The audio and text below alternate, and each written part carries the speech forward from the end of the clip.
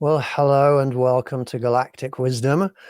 I am very happy today to have our KGRA program director, Bill Skywatcher, with us. He is going to be my guest on the show today. Hey, Bill, how are you? Good. Happy New Year. Happy New Year. Now, I've got Bill's bio here in front of me. Bill has had a few experiences in the paranormal field, so we're looking forward to hearing about those, including 2 sightings of unidentified objects. Those events led him to go out on his own personal journey to search for the truth. So, Bill, can you tell us a little bit about your journey that you've been on, the journey that has led you to where you are today?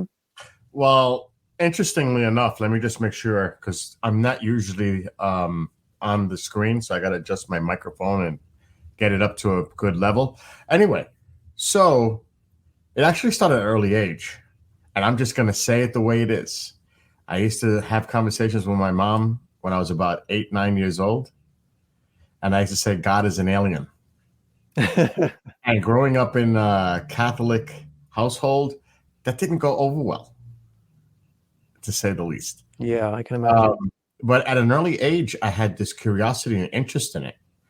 Even the music that I listened to had like space theme to it. Now, this could have been based on the cartoons, because remember, this is quite a bit time ago. It could have been based on the cartoons I was watching that I loved as a kid. I don't know where it came from, to be honest. But that's the first thing that I remember, like the interest. Because like every other kid watching sci-fi movies, all the stuff that was on TV, Buck Rogers and Battlestar Galactica at the time. So I don't know if that had anything to do with it, but then in 1995, it was June 10th, and they were showing Pocahontas, the film, in Central Park. That's how I remember it. And there was a thunderstorm. And I used to love looking at lightning. I was fascinated with weather when I was younger because I was going to become a meteorologist, which I really know my weather, Rupert. If you ever need to know a forecast, come to me. So It was about 11 p.m. I'm looking out the window.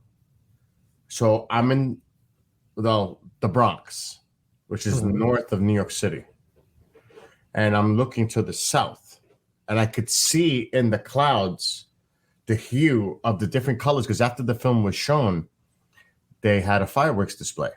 And I could see the colors of the bursts, in the clouds. Mm-hmm.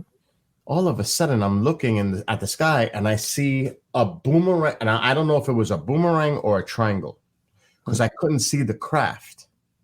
I could see the bluish white lights underneath it to form like a V formation. Now, this is before the sighting out west in Phoenix, the Phoenix. Now, that was a massive thing. No, this thing it looked to me like it was small, but it went right over the house. But I didn't know about all this stuff until I moved up here to Pine Bush, and I'll get into that a little bit more. Well, I'm near the Pine Bush area, the Hudson Valley. That's a hotspot known throughout the world globally as a UFO hotspot. So I seen this thing, and I'm like, what do I do now? I didn't know what to do because I never had this experience. I wasn't into this stuff like I am now. So I went on Windows 95 times. It was the beginning days. And I looked up on the internet someone that I could contact about this. I didn't stumble upon MUFON. I stumbled upon NUFORC, which is the National UFO Center. It's a reporting center. And the individual that ran it was Peter Davenport. So I emailed him and I said, I made an official report. I described to him. He got back to me in an email a few days later. He says, Bill, you're not the only one that's seen this. Many people from New York City up the Hudson River, which leads all the way into Canada, seen it.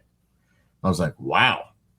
So, at least I kind of felt like I wasn't alone in seeing what I seen, So about 4 years later, that was 1995. It was either 4 or 5 years later. I was on the beach in Mount Talk, Long Island, in New York. They call it the East End. This is where people hear the stories about Camp Hero and the Montauk Project. This is where I've been going since I was a young child, vacationing. So I'm on the beach. It's at night. We got a campfire. Mom is there. There's a few people there. And as a joke, I said, I'm going to call the aliens. So I took a flashlight out and I flashed it over the ocean. Now, 10, 15 seconds later, the entire sky lit up with different colors. And you could see the color above on the water surface. It's like reflection.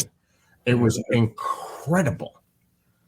So Mom, I looked to see where Mom is. Mom is down the beach going to the hotel room. She's scared to death. She didn't know how to deal with it because she had her own experiences in the 80s. So we all stood there and watched this. I don't know if it was 10, 15, 20 minutes, but this was going on for a while. And it wasn't just in front of us. It was all over the place. It was like widespread. It was incredible. So then a gentleman that lived in a house past the dunes, he says, I've been living here 20 years. I don't want to sound like I'm crazy, but did you see anything over that ocean? I said, yeah, we were right here. I've never seen anything like that in my life. He said that. I've been living here all this time and I never seen anything. So that was the next thing that I said, what the heck was that? Now, people, of course, the skeptics, they'll say it could be anything. It could be Aurora Borealis, which doesn't do that in what I've seen. And it's too far south. It was a clear night. It was beautiful out. The moon was actually to the west setting already. So it wasn't any kind of environmental issue. This was something else. So then I move up here in 2008. And that's when I started to really get involved in looking into this topic more. So the first place I went to was another network that no longer exists. And I started looking at their shows, their programming. And I engaged in the chat room. And I became very involved with that. That actually led me to KGRA, thanks to Race Hobbs. And he allowed me to become a producer here on this network. That was like 7-8 years ago. Wow. So I stayed. Now I'm behind the scenes, not as a person that's interacting with people in a chat room. Now I'm behind the scenes and dealing with people that I heard about all my life, like the Travis Waltons or whoever it is. Now I'm engaging with the guests that are on these shows. And now I'm even more fascinated than ever because I'm hearing things behind the scenes from them that I never heard them talk about before, which is interesting. The conversations, this, before a show or after a show, the conversations are very interesting. They're off the record, but they're very interesting. Mm-hmm. So, and then working with individuals like I said, being a producer with the late Lee Spiegel, who was a pioneer in the field. Richard Dolan, Linda Moulton Howe, John Burroughs, all these incredible people with their wealth of information. So now at the same time I'm doing Skywatchers, and I started with a friend. He's actually the MUFON State Director in Massachusetts. And we started coming up with an idea how to set up cameras to get things in the sky. Now, this was 10 years ago. So we started with a Samsung SCB 2000, which was a CCTV security camera. I mean, we're talking one of those big cameras with the lenses that you attach. So we did a lot of research, and we took out the IR filter, which was like a little green thing inside the camera, so we could make it into a night vision camera. And we were picking up all kinds of odd things, but a lot of them could be explained away. It could be a camera anomaly, shutter speed. There's so many different things. I mean, I've gotten flocks of geese like in a triangular, and you say, whoa, but then you realize it's just a bunch of birds. But on some instances, there was stuff that was captured that was no way to be explained. I have no answer for it. And due to my contacts, Rupert, that I know, I can go to, say, a person like Mark D'Antonio, who's the photo video analyst for MUFON. And he'll tell me, Bill, I could tell you pretty much what this is. Or there's other people I can go to too. So I try to get their input on what's going on. And I have a clip that I'm going to show later on regarding an example like this.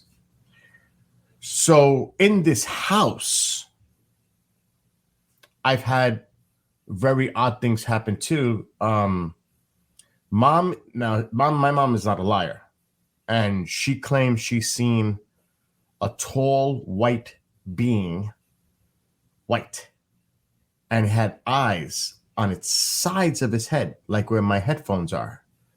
And it walked by her room and looked at her. She said the forehead was prolonged. It came out and came back in, but the eyes were on its sides. They weren't in the front. They were on the sides. And I'm like, what the heck did she see? Also, lucid dreaming. When you had these dreams of extraterrestrials, I've had some intense, multiple sleep paralysis incidents dealing with extraterrestrials. And one, I can't say I was in any way in a threatening posture. It wasn't like something like that. But I'll give you an example. In one dream, now it's the bed. I was sleeping in my bedroom, which I no longer sleep in. And after I had all these dreams, I couldn't sleep in that room anymore. I could not sleep in that room anymore because it was just too much for me. But in this one instance, in my dream, I'm walking to my dining room. So it's the dining room on this side, the kitchen's on this side. It's an opening. I see a little gray standing by the wall in the dining room. So I said, whoa. So I retreat and I look for mom and I yell out to her, but she's not there. So now I'm going back to my room. There's another one standing at the doorway right before you get into the bedroom on the right. But at the bottom of its feet, it looked like eel. This is the best way I could describe it. It looked like little eels, black eels, but with Velcro. It was like it was snapping at me. I don't know what the heck that was about. So I go back into my room now. I turn around and I have a desk in there with a computer. There's another gray. Now I couldn't tell by the size because it's sitting in the chair and it's holding a baby. And it made me feel more at ease. And I went to caress the baby's head and the dream stopped. And I'm like, oh my gosh, what was all that about? So now it's about 1:30 in the morning. And that was the moment that I never, ever slept with the lights off again until more recent times. The last year, it's been pretty quiet. So I put the lights on. So I went back to sleep. Now they're standing by the side of my bed. I'm shirtless. I'm in shorts. I'm laying flat on my back, and they're attaching, starting from my legs, what looks like tiny fiber optic cables. It seemed like hundreds of them. And it started from my feet, and it was working its way up to here. And I started to scream. That's when the sleep paralysis hit. I'm saying, Ma, because I know I'm sleeping, and I'm calling her name to wake me up. And then she woke me up. On another, and I have a friend that was a witness to this. On another one, same thing, in the bed, laying flat on my back. This time, it's a charcoal looking gray, but this one was big. And it had long fingers. Now remember, these are dreams. So it's coming up to me like it's coming to look at me dead in my face. In the dream, I say, I'm going to bite one of its fingers. I'm just telling you how it is, Rupert, so I can get evidence. So when I went to do that, because I was like frozen, It retreated and it scratched my ankle. I woke up the next morning with 3 scratches on my ankle. Wow. Bill, I had no idea that you had had all of these experiences. That's just some stuff happens. Like, I don't know what it is. I think a lot of us have a connection. I've always been afraid, and I've spoken to so many people. Like, some say, open yourself up to it. But then other people say, be careful what you're inviting, because you don't know what you're dealing with. So I've had so many different opinions on what I should do to be more open and aware. But I've been very afraid of that for a long time. I'm no longer afraid. I sleep with the lights off now. I'm okay now. I'm okay with everything. But I'm going to tell you, it was tough. It was tough just trying to deal with all that, because that was something I kept private. I didn't really discuss it like I do recently on shows and stuff. But it was, and other things happened, like right on the other side of this property. Now I'm in by the woods. It's dark here. There's no lights out there, Rupert. It's dark. But there's a fence that separates my property from the other. So at one point, the neighbor that used to live there, she had 2 young kids. It was 2:30 in the morning during the summer. Her daughter was coming in a taxi. And as the car was coming down, its headlights hit the tree. And these things jumped out the tree that were about 2.5 feet tall, brown, hairless, and ran bipedal into the woods. The taxi driver seen it. He said, don't you ever call me back to this house. The daughter freaked out. Everybody freaked out. And what's weird is a few months later, I knocked on her door because I can walk around the fence through my property to get to her side, through the woods. So I did that, and I knocked on her door, and I told her it was New Year's Eve. Come over. I'm having a party. She was on her way here, and there was 2 military personnel dressed in fatigues. They had their car parked in the road, on an old abandoned road that comes up this way. They had it hidden like under a tree. And she says, what are you doing on my property? Oh, we're just looking for someone. It makes me wonder. It just makes me wonder if, things are happening and they're watching and they're observing. Yeah. So a lot of little weird things, Rupert. It's so many different things that go on. I know. See, my hope is, now I want to hear your opinion about this. Mm-hmm. My hope is to one day, before I'm no longer here as a biological, is to actually engage, meet, whatever we're dealing with. Yeah. That is my quest. And I'm not afraid of it. Now, I'm not stupid either, where if something landed in my backyard due to radiation or who knows what kind of contaminants it could have, I'm not going to get that close, because you don't know. You don't know what the harm is going to be to you or you to it if it's a biological. So I'm going to keep my distance, but I want to see it. I want to experience it. And I know there's a lot of people out there that have had experiences. Maybe a lot of it could be that it's in their minds, and they're hearing the voices or whatever it is, however this is happening. But that's what I'm looking for. And that's why I love doing what I do, because I'm always engaged. Yeah. But what about for you? Well, I've got some follow-up questions. All right. Before I get into that, I do just want to acknowledge all of the people that are out there watching. We've got a few comments here, so I'm just going to say, hey, Melissa, thank you for being here. Karen, it's always good to have you with us. Gadget Gigi, thank you. Some of these people, I'm going to record a pre-recorded episode of Galactic Wisdom with sometime, just to have it there just in case I ever need it. We've got Diana and Patricia Hello to all and of you. Laura. Thank you all so much for being here. Bill, I'm going to take what you said in chronological order, first of all. Oh, good luck. At least approximately.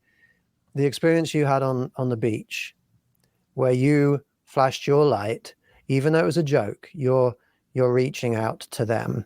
I've hosted hundreds, probably thousands of outdoors alien contact events, and your experience to me suggests that you personally have either above average abilities, psychic abilities to connect with them, or you already have a connection with them and they were responding because of a connection you already have with them.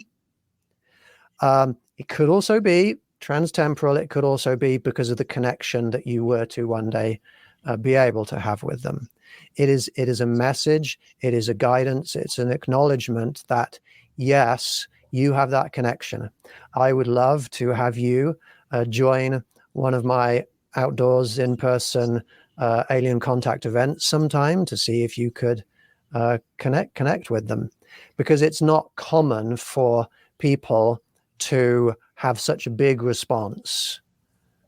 Even psychic people that are reaching out. We do see things in the sky, but what you saw sounds quite spectacular in comparison to what is common. It was incredible. So there is something special going on with you. I can tell you that. Another question I want to ask you is, when you are telling us about your dreams, you talked of dreams, but you also talked of sleep paralysis. Now, I've had multiple sleep paralysis, so I know what that is like. For anybody out there that's watching that doesn't, you get this sort of sinking feeling like something unusual is happening. It's like you're sliding into a different state, and then you find that you can't. Your body is paralyzed, but you are more. You're somewhere between full consciousness and sleep. Like you are. But you're sleeping. You know Yes. you're sleeping. Yes. And you get like palpitations, like difficulty breathing. Like you get. It is not a good feeling. It is not. Well, the first time that happened to me, what I would get is this sort of static in my head. It wasn't a good feeling, and I had that a few times. And when I reached out to a spiritualist for a reading, we did it remotely. She hadn't even met me, hadn't explained any of my experiences. She said, you sometimes get sleep paralysis, and when you get sleep paralysis, you get this in your head. And I'm like, yeah, that's exactly what I get. And I can tell it's not a good entity because it's an unpleasant experience. And she said, well, no, what you're experiencing in your head is connected to the way that spirit passed away. You're picking up on something to do with a head trauma or something. And but actually it's a good spirit that's trying to connect with you. And so the next time it happened to me, I lay there and I just let it happen. And I just talked. I just reached out to whoever it was and said, hey, if you want to talk to me, talk to me. Do what you want to do. I'm not going to put up a fight. Just do what you want to do. And out of this sound started to form words. And I started to hear a lady speaking, and she told me what her name was. I can't actually remember what she said, but then she actually sang to me a little bit. And there was about 20 seconds of communication before it drifted away and I woke up. So it sounds to me like you're having sleep paralysis experiences, and they are different to just a dream, right? Oh my gosh, of course. Yeah. I mean, you said you've had it. Yeah. it is not fun because it almost feels like you're going to not breathe anymore. It's like you have difficulty breathing. It's really, I mean, I was terrified and I'm screaming and I know I'm screaming, Ma, Ma, Ma, to get her attention, to wake me up, to get in this room because I know I'm sleeping and I can't snap out of it. I'm trying, but I can't. Yeah. That's the worst feeling. I mean, you know, you're sleeping. You know that you're in a state, but you need to be taken out of that state because you cannot take yourself out of it. Now, interesting, like what you said, because on another occasion, this was the last big one. It's been quiet for like the last year. It really has. It's not, other than my neighbor calling me a few months ago, say you got 2 UFOs hovering over your house. But I think it was drones. But why would anybody have drones hovering over my house is another question. But I was sleeping on this. I have a couch right in front of this area here. There's a couch right in front. And there's a nightstand with a lamp. I put the light on and I was laying toward that direction. I fell asleep, but the room is exactly the way it looked when I fell asleep. It's lit. It's in my dream. I'm seeing the room as if my eyes were open, but I'm sleeping. Then a thing, I don't know what it was, a being of some kind appeared right by my stereo system over there. And it tells me, and I could hear it in my head. Mm-hmm. This is the only way you can hear or see me. Mm-hmm. And then I woke up and I was like, what was that all about? Yeah. So like you said, maybe, but this was a while ago. This is years ago. And it's gotten quiet. But maybe this is, like you say, it's like the next steps to maybe eventually having that real thing. Another one. I mean, do you have a lot of, and I would love to the audience to chime in too. Do people have a lot of dreams that with communication with whatever it is, extraterrestrial, divinity? In one dream, I seen it was something floating in the sky into space, but it was say this is black. It was like this, but then it had another one piece sticking out this way, another one sticking out that way. It made no sense. It was like black things sticking out from all over the place. It like I can't. Anyway, it was a weird looking structure. I'm on this structure. I'm inside. And I remember seeing a hallway opening and there were people from all nationalities on it. I remember that. Then I walked into a room and on the bottom of the room, a little thing opens up and there was these little like robot things coming out and they were working to build the rest of this thing that I was on. So it was weird. They were coming out of the walls on the bottom and coming out and like going all over. Then a voice tells me, this is your future if you make it that far. And then I seen ships leaving from this structure going out into space. And I'm like, this is heavy now. Yeah, it's telling me this is our future, that this is going to be, and I don't know how long into the future, but it's almost telling me that this is the way it's going to be. The structure didn't make no sense. It just didn't make no sense, Rupert. It was like all over the place. It was weird. But then that voice and seeing things, you know, I don't know. I don't know what to make of like these messages or whatever they are, or is it my imagination? It makes you question yourself, like, is this just my imagination? Or is there some truth or reality to this? Yeah. I don't know. Well, it seems to me, Bill, that you're a key player in this whole field. You are a community leader. You bring people together. You are actively involved in helping to spread knowledge. And it doesn't surprise me that these beings have taken an interest in you because of that. It could be that they've helped guide you to be in this situation.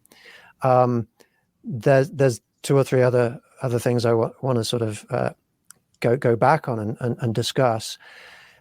It's very interesting that you were shown a baby. Was it a human-looking baby, an alien? Human.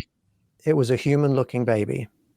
Whitley Strieber. I spoke to Whitley Strieber about this, and he said, "Bill, you got to be kidding me." I'm paraphrasing. He says they showed him the same thing, and you know what he said to me after that? He said, "This is to tell you they've been with you since the beginning." And I was like, "Whoa, that's heavy." That's what Whitley told me. So that was intense, because I told him about this dream years ago. He was like one of the few people that I talked to first about it. And then when he told me that it was similar to what he experienced, he told me straight out that he had a similar experience with the baby being held by an extraterrestrial. And then he gave his own interpretation to what he thought it meant, that it might be meant to me. So that was intense. Now I know I cut you off. I didn't mean to do that, but that's okay. So go ahead. I'm sorry. Well, typically when humans are shown babies, those babies belong to the humans. There are reproductive programs, there are hybridization programs. Have you considered the possibility that baby might either might actually be genetically your baby? I never even thought of something like that. Okay, that is to me the most probable explanation. The fact that you went over to it and stroked its head and gave it some love, that also to me is typical of the kind of experiences that people have who have had. My hair is standing. Just so you know. Yeah, and there's different programs out there why they might be using your DNA to make babies. Different reasons, none of them dark reasons. Some of them are just, well, that's how they reproduce. That's how they reproduce their biological bodies. Some of them, it's more sort of a hybridization program. They have billions of hybrids in our solar system. There's just safety in numbers, safety and strength in numbers. So those are all possibilities.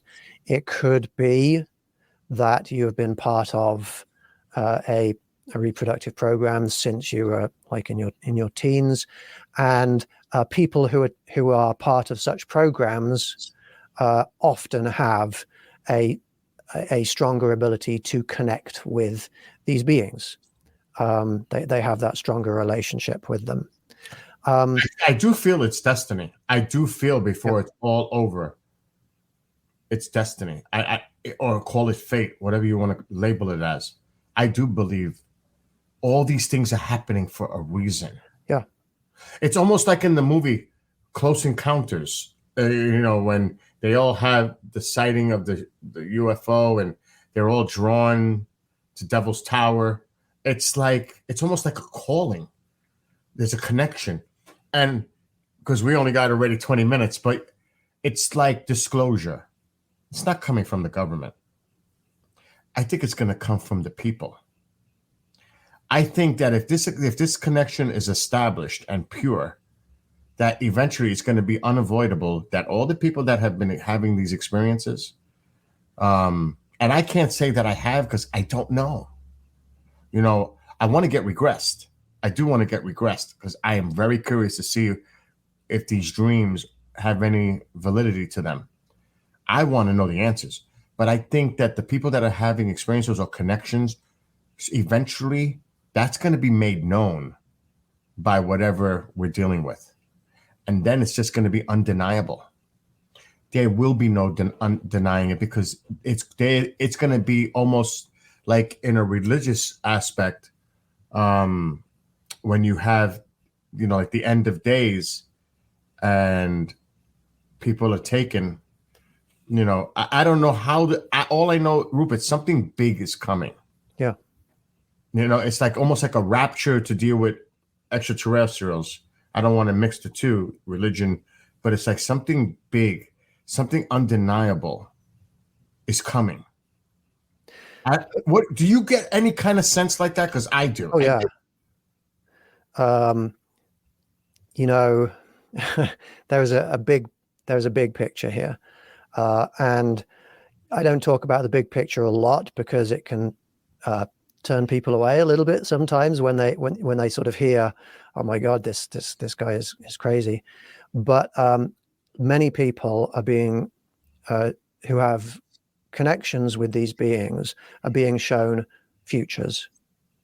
They're being shown different futures, different times in futures, and they are. You see, the future, as Yoda says, is in motion. It's not set in stone. Time is multidimensional, which means we can change it, and there are beings trying to improve our present and our future all the time. I'm in contact with some of them from the future. You received a vision of a future that might in some way be able to inform you and therefore change the future for the better, or for the better usually. People often see images of destruction in the future, like climate change type destruction, sometimes projectiles streaking through the sky like war type explosions. I've had a couple of those. You've had one of those? Oh yeah. Actually, it's at night. I run into some basement and I'm screaming for my mother to come in with me. And it looks like there's a nuclear event that happens right outside. Yeah. I mean, those are not good dreams. But that, again, it's hard to distinguish if it's just a figment of the imagination dream, or like you're saying, a premonition or something to come. And I hope that was not what that was, because it was not good. It was bad, really bad. Well, the reasons why many people get these visions is because they want us to try and change the future for the better. But also, it's very common for beings to show these visions to people and tell them, when this happens, you're going to have a job to do. You may be unconsciously have some level of programming within you that will kick in if such things happen, so that you can do something at that time. And that is not a negative thing. It's not a sinister thing. It is a let's try and save people type thing. Let's try and save people and help people to survive into the future kind of thing. Right. Okay. So now you just connected on something I haven't told anyone. When I had my heart incident this year, a number kept popping up in my head. It's my age. That number kept coming up in my head. It was coming up in my head before I even reached this age. Why? Why was this like, so a year ago, the number that I am now, I'm not going to say my age, but yeah, 23. Yeah. So let's just say 25. Let's just say 25. But last year I was thinking about 25 when I was 24. So I kept saying, why is it telling me 25? Why is my head keep thinking 25? And what happened was, I thought it was going to be, and it did. It was a life-changing event. It was a threat to my health. And it was a point where this is going to be your crisis. This is it. This is when it's going to happen, if you make it past that. And I truly believe that because I was given that opportunity to live, that it's exactly connected to what you're saying. Yeah. I have a purpose here. I'm not done yet. And that's what I was thinking. And when the chaplain came in, he says, I'm not here to read you your last rites. Not like you're dying or anything. But he said to me, I said, I must have a guardian angel looking over me to survive what I just went through. He goes, no, that's not what happened. You're going to be a guardian angel for someone else. And that was profound.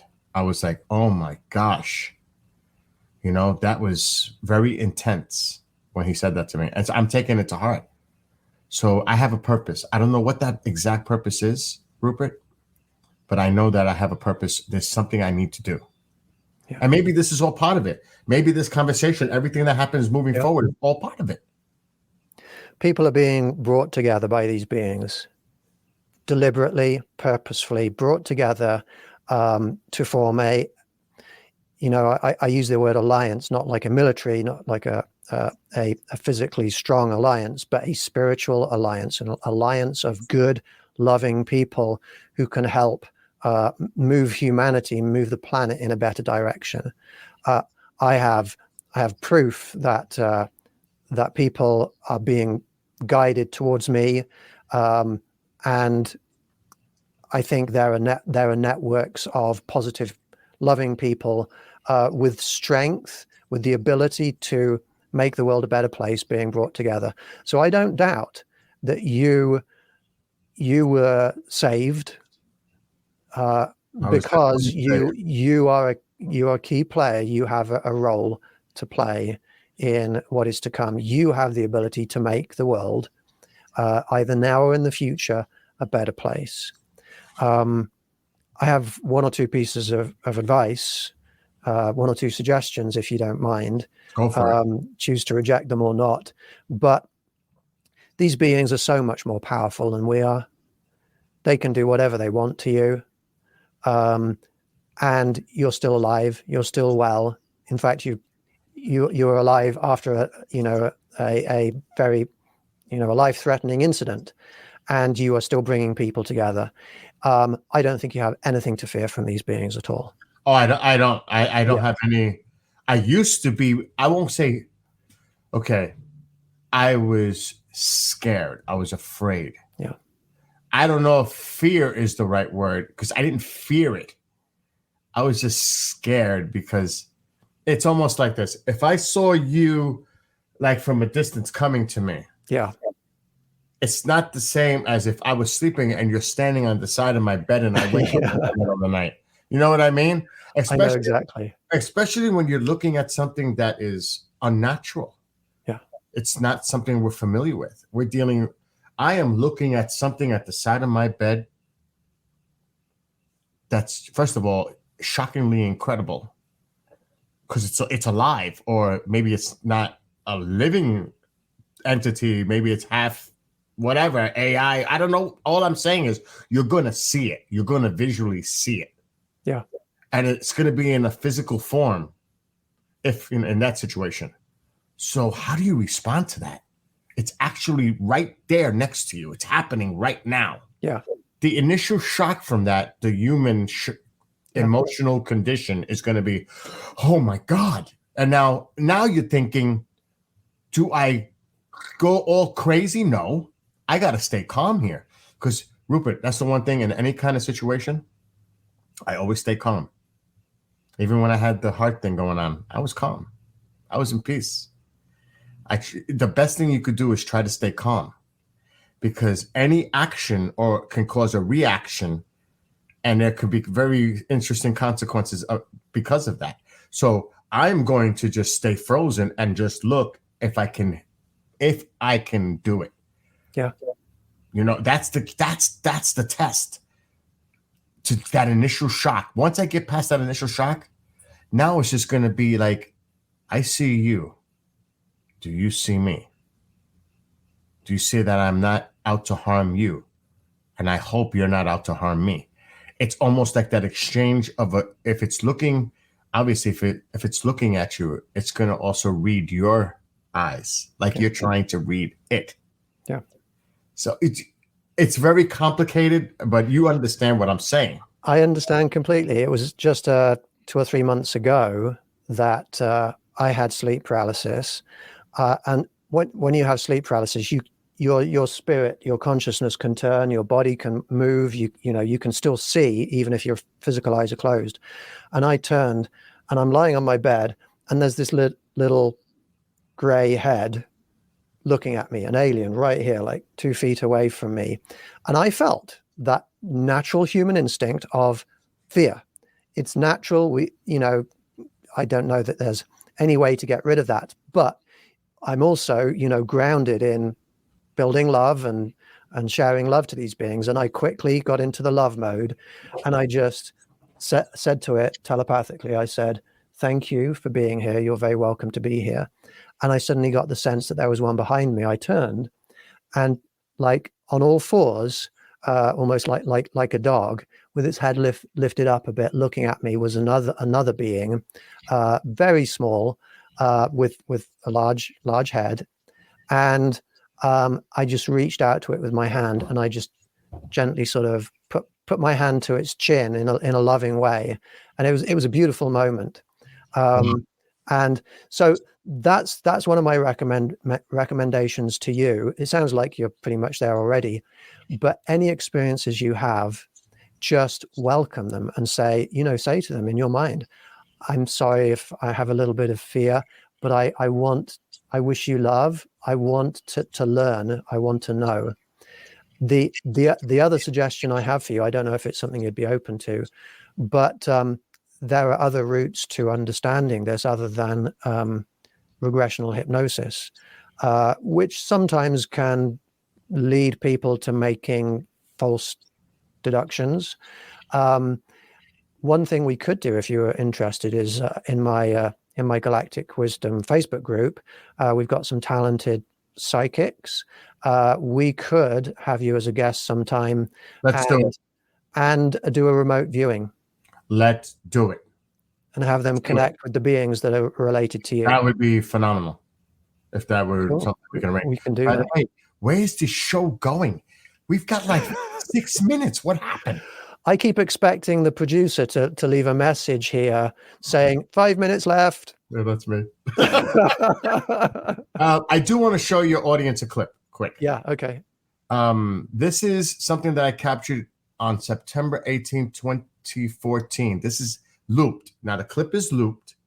The camera was looking straight up, so if you could see it carefully, it's actually going like this. It's coming back. It stops.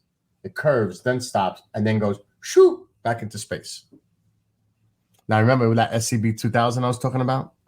It's a black and white. Well, this is the clip. You want to see it? Yeah, I'll go for it.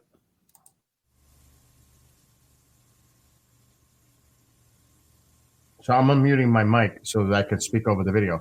So that is the loop. That's real speed. That thing was way up there. And it has one big light in the front, 2 small ones in the back. Well, that's not lights. That's propulsion. It's powering up when it stops for that split second, and then it's just gone. So I caught that over my house. That's bizarre. It just pops in, and when it pops in, it's stationary. For a split second. And then away. Wow. Right over my house. Very cool. That was 10 years ago, almost. Yeah. You don't know. When I do the Skywatches, you don't know how I wish I can get something like that again, Rupert. I would love, and that's that old camera system. If I use my Sony that I have now for Skywatching, if I was to capture something like that now, forget about it. It would be so much better in detail. That's what I want. I want to get it. I am so tired of all these people that think they know what's going on in ufology, whatever organizations they're part of. They think they know all the answers. BS. It's BS.